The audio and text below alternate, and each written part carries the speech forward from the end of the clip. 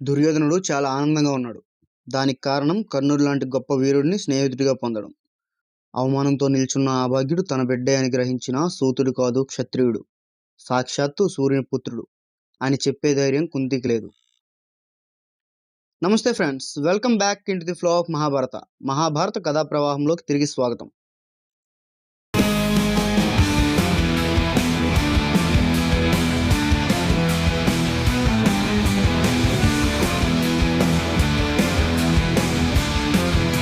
దుర్యోధనుడు కర్ణుడికి అంగరాజుగా పట్టాభిషేకం చేశాడు.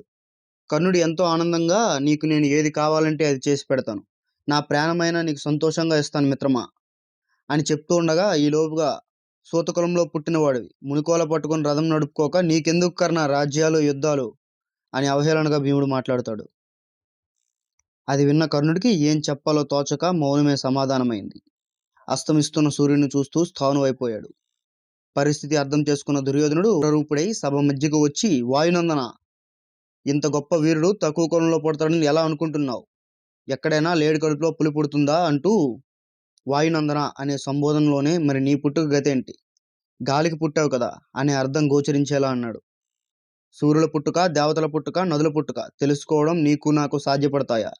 దేవేంద్రుడు వజ్రాయి అతీచి వెన్నెముక నుంచి పుట్టలేదా? ఆ మాటకొస్తే మన గురువైన ద్రోణుడు మట్టికొండలో, కృపాచార్యులు రెల్లి పొదలో పుట్టలేదా? వంశాలు నిలబెట్టుకోవడానికి ఎంతో మంది క్షత్రియులు బ్రాహ్మణుల వల్ల పుట్టలేదా?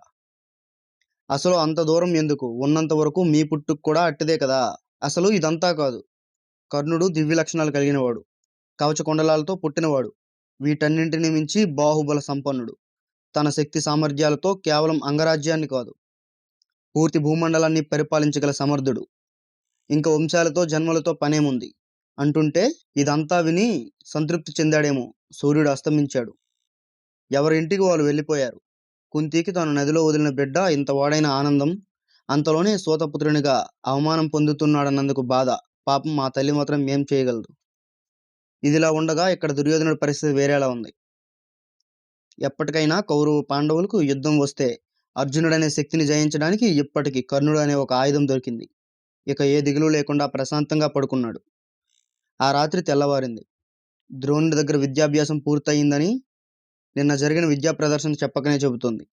రాజకుమారులందరూ గురువైన ద్రోణుడి వద్దకు వెళ్ళి నమస్కరించారు. కుమారులారా, నేటితో మీ విద్యాభ్యాసం పూర్తయింది అని ద్రోణుడు చెప్పాడు. రాజకుమారులు, మీకు గురుదక్షిణగా ఏది కావాలో తెలపండి గురుదేవా. ద్రోణాచార్యుడి ముఖం కోపంతో ఎర్రబడింది. కసిగా, అధిక సంపద, రాజ్యం ఉన్నాయన్న గర్వంతో నన్ను అవమానించిన ద్రౌపదుడిని బంధించి గురుదక్షిణగా తీసుకురండి. అదే నాకు మీరిచ్చే గురుదక్షిణ. ముందుగా దుర్యోధనుడు తన తమ్ముళ్ళు ఆయుధాలు ధరించి కొంత సైన్యం వెంట పెట్టుకుని పాంచాల రాజ్యానికి బయలుదేరుతారు. గురుకులంలో పాండవులు వారి వారి ఆయుధాలు సిద్ధం చేసుకుని ద్రోణుడి పాదాలకు నమస్కరించి దీవెనలు అందుకున్నారు.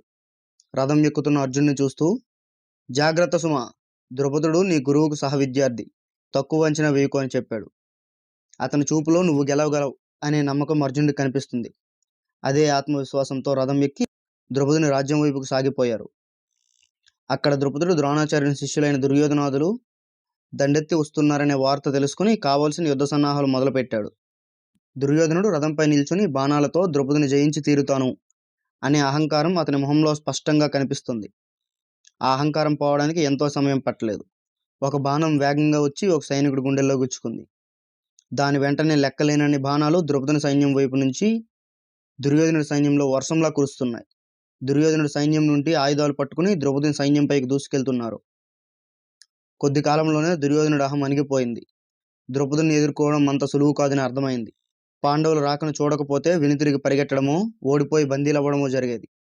ఆ యుద్ధ క్షేత్రంలో దూరంగా గుర్రపుడెక్కల సవ్వడికి ఎగురుతున్న దుమ్మును ఛేదిస్తూ మబ్బును చీల్చుకొని వచ్చే ఆదిత్యుడిలా పంచ పాండవుల రథాలు పాంచాల రాజ్యంలోకి ప్రవేశించాయి. భీముడు ద్రౌపదిని సైన్యంలోని ఏనుగుల గుంపుని తన గదతో చితకబాదాడు. ఆ ఏనుగుల సైన్యం ఆవుల మందలా పరిగెత్తింది. నకుల సహదేవులు గుర్రం పైన ఉన్న సైనికులను చూసుకున్నారు. అర్జునుడు ద్రౌపదిని సేనలో ప్రముఖ వీరులతో తలపడి నేల కనిపించాడు. ద్రౌపదిని తమ్ముడు సత్యజిత్ విల్లు తీసుకుని అర్జునుడిపైకి 100 బాణాలు వేశాడు. అర్జునుడు ఒక్క బాణంతో సత్యజిత్ రథాన్ని, సారథిని, గుర్రాలను పడవేసి సత్యజిత్కు పరిగెట్టడం తప్ప మరో మార్గం లేకుండా చేశాడు. కోపంతో ద్రౌపదుడు అర్జునుడికి ఎదురెళ్ళాడు. వారిద్దరి మధ్య అస్త్రాలతో జరిగిన యుద్ధం వలన పుట్టిన వేడిని తట్టుకోలేక చుట్టూ ఉన్న సైనికులు యుద్ధం మానేసి దూరంగా పరిగెత్తారు. ఒక్క కనురెప్ప పాటు అవకాశం చూసుకుని అర్జునుడు విల్లు విరగ్గొట్టాడు ద్రుపదుడు. అర్జునుడి ముఖం కోపంతో ఎర్రబడింది. వెంటనే వరలో ఉన్న కత్తి తీసుకొని ద్రుపదుని రథంపైకి సింహంలా దూకాడు. తర్వాత ఏం జరిగిందో తెలుసుకోవాలంటే నా వీడియోకి ఒక లైక్ వేసుకోండి. అలాగే నా ఛానల్ సబ్స్క్రైబ్ చేయడం మాత్రం మర్చిపోకండి. జై హింద్.